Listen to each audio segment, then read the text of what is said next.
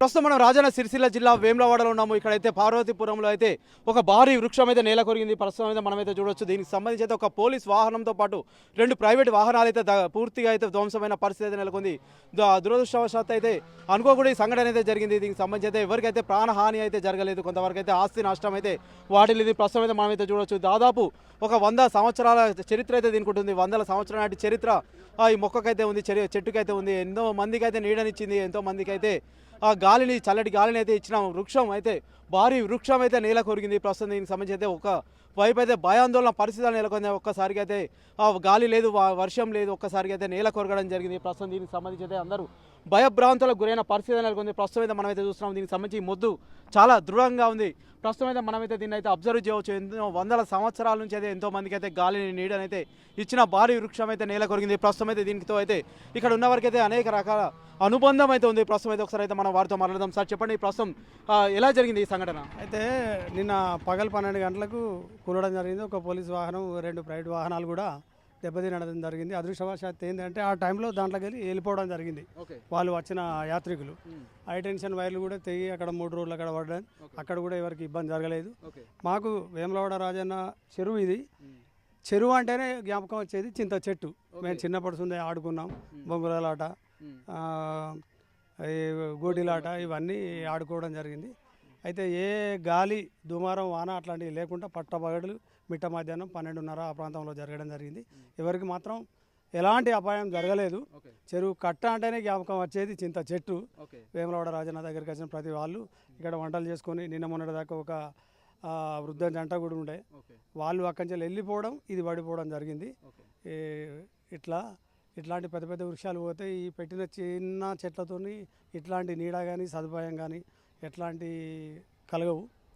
అంటే ప్రస్తుతం అయితే ఇక్కడికైతే చాలా మంది భక్తులు అయితే వస్తుంటారు, దూర ప్రాంతాల నుంచి అయితే వస్తుంటారు. రూములు దొరకని నేపథ్యంలో అయితే ఇక్కడైతే చింత చెట్టు కింద అయితే సేద తీరడం అయితే జరుగుతుంది కదా. ప్రస్తుతం అయితే దీనికి సంబంధించి ఇంకేం చెప్తారు? ఆ మొక్కలు అయితే ఎవరు నాటట్లేదు. ప్రస్తుతం అయితే ఉష్ణోగ్రతలు పెరుగుతున్నాయి. 45-46 డిగ్రీల సెల్సియస్ ఉష్ణోగ్రతలు సైతం పెరుగుతున్నాయి. ప్రస్తుతం దీనికి సంబంధించి ఏం చెప్తారు? ఇంకా ఏం చెప్తాము అని అంటే ఆ చెట్లను పెంచడం కూడా ఇబ్బందికరంగా ఆలోచిస్తున్నారు ఈ రోజుల్లో. దానివల్ల చెత్త వస్తుందని, ఆకురాలుతుందని, అదని ఇదని. ఈ ఉన్న చెట్లు కూడా నేల రాలిపోతాయి. ఇట్లాంటి చాలా బాధాకరమైన విషయం ఇది. ఈ పెట్టిన చెట్లు కూడా ఇట్లాంటి నీడనిచ్చేటి ఇంత పెద్ద శాఖలుగా విస్తరించే చెట్లు కావు. అవి కూడా పెద్ద నీడనిచ్చేటివి కావు. చెట్లను కాపాడుకునేటువంటి పరిస్థితి మన లోపల, మన మీద కూడా ఆధారపడి ఉన్నది. మనం కూడా చూసుకోవాలి. దీంతోపాటు ఇంకోటి కూడా ఇది అదే ఉన్నది. దీన్ని కూడా పడిపోతుందో ఏమో, తొలగిస్తే బాగుంటుందని కోరుకుంటున్నారు. ఓకే సార్, చెప్పండి. ప్రస్తుతం అయితే ఏం చెప్తారు ఇంకా మొక్కలకు సంబంధించి? అయితే ప్రస్తుతం అయితే భారీ వృక్షం అయితే నేల కొరగడం జరిగింది. ఎంతో మందికి అయితే గాలిని అయితే ఇవ్వడం జరిగింది, నీడనైతే ఇవ్వడం జరిగింది. ప్రస్తుతం ఏం చెప్తారు? ఇంకా మనం చెట్లను పెంచుకుంటేనే బాగుంటుంది మనకు. చెట్లను పెంచుకోవడం వల్ల మనకు గాలి, ఓజోన్ పొర, మన ఉన్న ఓజోన్ పొర కూడా దెబ్బతినకుండా ఉంటుంది మనకు. కావున చెట్లను పెంచుకోవాలి కంపల్సరీ. ప్రతి ఒక్క వ్యక్తి ఒక్కొక్క 2 చెట్లు పెంచడం వల్ల మనకు వాతావరణంతో పాటు ఈ ఎండ తీవ్రత కూడా ఇంతగానం ఉండదు. మనకు వర్షాలు కూడా సమృద్ధిగా కురుస్తాయి. దానివల్ల మనకు ప్రకృతి వైపరీత్యాలు ఏవి మనకు ఇబ్బంది లేకుండా ఉంటుంది. కావున చెట్లను పెంచండి. మనకి ఇది పురాతనమైన చెట్టు. ఇప్పుడు కూలిపోయిన చెట్టు మాత్రం పురాతనమైన చెట్టు. మేము చిన్న ఉన్నప్పుడు కూడా ఇక్కడికి వచ్చి మేము ఆడుకున్నాం. ప్రజెంట్ ఆటోమేటిక్గా అది ఏమైందో అది తెలియదు. సడన్గా కింద పడిపోవడం వల్ల ఎలాంటి ఇబ్బంది కూడా కలగలేదు, ఎవరికి అపాయం కూడా కలగలేదు. ఓన్లీ వాహనాలు ధ్వంసం అయిపోయాయి. ఇంకో వేరే ఏమన్నా పురాతనమైనది చెడిపోయిన ఏమైనా చెట్లుంటే అధికారులు గుర్తించి తొలగిస్తే ఎలాంటి అపాయం కూడా కలగదు.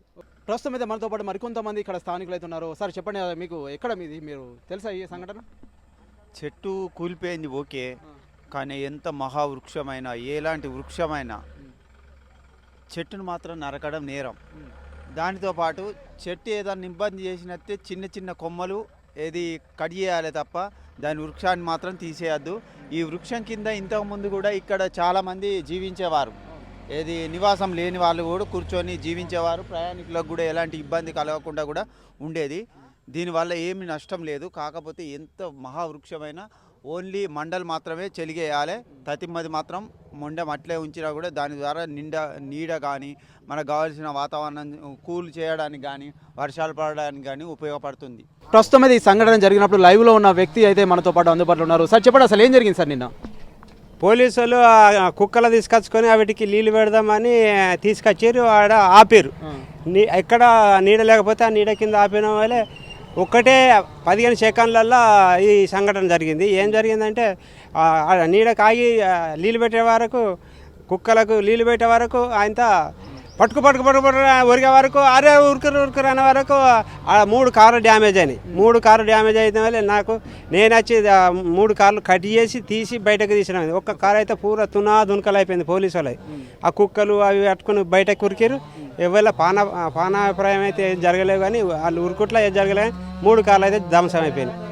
అది కట్ చేసి తీసిన, నేనే కట్ చేసి తీసిన. నా పేరు పోచెట్టి అంటారు.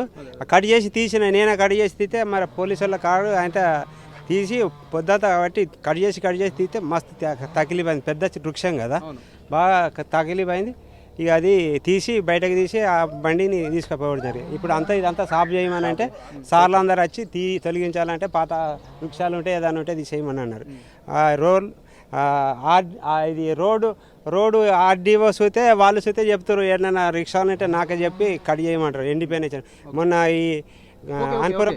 ఓకే, ప్రస్తుతం మనమైతే చూస్తున్నాం. దీనికి సంబంధించి అయితే భారీ వృక్షం అయితే నేల కొరగడం జరిగింది. లైవ్లో ఉన్న వ్యక్తి సైతం ఇప్పుడైతే మాట్లాడడం జరిగింది. దీనికి సంబంధించి అయితే ఈ నెల 8వ తారీఖు మోడీ అయితే వేములవాడకు వస్తున్న నేపథ్యంలో అయితే పూర్తిగా జాగిలాలతో అయితే చేస్తున్నారు. పూర్తి తనిఖీలు అయితే నిర్వహిస్తున్నారు. దీనిలో భాగంగా అయితే నిన్న సైతం ఇక్కడికైతే పోలీస్ జాగిలాలతో అయితే కొంతమంది పోలీసులు అయితే చెట్టు కింద నీడ ఉందని చెప్పేసి ఇక్కడికైతే రావడం జరిగింది. వాటికైతే జాగిలాలకైతే నీరు పెట్టే క్రమంలో అయితే ఒక్కసారిగా పెద్ద శబ్దంతో అయితే నేల కొరగడం జరిగింది. ఆ సమయంలో అయితే ఎవరు లేకపోవడం వల్ల కొంతవరకు అయితే ప్రాణ నష్టం అయితే వాటిలో లేదు, కొంత ఆస్తి నష్టం అయితే వాటిల్లింది. ఏదైనప్పటికైతే అందరూ సేఫ్గా బయటపడడం అయితే కొంత ఊపిరి పీల్చుకున్న పరిస్థితి అయితే నెలకొంది. ఏదైనా రహదారులు కావచ్చు, బాటసార్లు కావచ్చు, ఇక్కడ అయితే సేద తీరేవారు. ఇక్కడికైతే చాలా దూర ప్రాంతాల నుంచి అయితే రాజరాజేశ్వర స్వామిని దర్శనం చేసుకోవడానికి అయితే భక్తులు అయితే వస్తుంటారు. రూములు దొరకని పక్షంలో అయితే చెట్టు కింద అయితే వండుకోవడం కావచ్చు, అంతేకాకుండా కొంత సేద తీరడం అయితే జరుగుతుంది అని చెప్తున్నారు. ఏమైనా ఇబ్బంది ఉంటే చెట్టు కొమ్మలు అయితే కొట్టేయాలి, కానీ చెట్టు వృక్షాలు అయితే ఇక్కడ కొట్టేయద్దని చెప్పేసి అయితే వీరైతే వెల్లడిస్తున్న పరిస్థితి అయితే మనం చూస్తున్నాం. ఎందుకంటే ఓజోన్ పొర దెబ్బతినడం కావచ్చు, ఉష్ణోగ్రతలు పెరగడం కావచ్చు, ఇతరత్ర అనేక రకాల ఇబ్బందులు అయితే ఉండే. ప్రతి ఒక్కరైతే ఒక మొక్కనైతే నాటాలి అని చెప్పేసి అయితే పలువురైతే వ్యక్తం చేస్తున్నారు. ప్రస్తుతం అయితే భారీ వృక్షం అయితే నేల కొరిగింది. ఎంతో మందికి అయితే చెట్టు నీడనైతే ఇచ్చింది, అంతేకాకుండా చల్ల గాలిని ఇచ్చింది. కొంతవరకు అయితే చింత చెట్టు కాయల్ని సైతం అందించిన పరిస్థితి అయితే మనం చూడొచ్చు. ప్రస్తుతం దీనికి సంబంధించి అయితే కొంతమంది అయితే దీంతో ఉన్న జ్ఞాపకాన్ని అయితే నెమరు వేసుకుంటున్నారు. ఓటు స్టూడియో మరిన్ని వీడియోస్ కోసం ఛానల్ ని సబ్స్క్రైబ్ చేయండి. లేటెస్ట్ అప్డేట్స్ కోసం వాట్సాప్ ఛానల్ ని ఫాలో చేయండి. అండ్ లింక్ డిస్క్రిప్షన్ లో ఉంది.